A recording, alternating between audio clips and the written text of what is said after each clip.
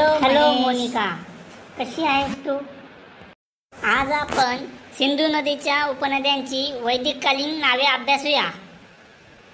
आत्ताची नावे सांगतो, तू वैदिककालीन नावे सांग.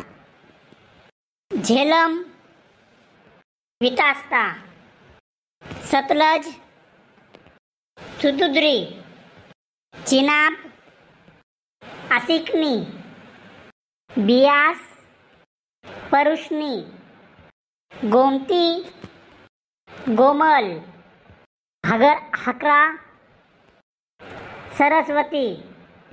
सगळी वैदिककालीन नावे झाली. आता एक्स्ट्रा माहिती मी सांगतो. सिंधू नदीचा सर्वाधिक वेळा उल्लेख हा ऋग्वेदामध्ये येतो. आणि अशाच प्रकारच्या नवनवीन व्हिडिओज पाहण्यासाठी या यूट्यूब चॅनलला सबस्क्राईब करा आणि आपल्या मित्रांना देखील सांगा. धन्यवाद.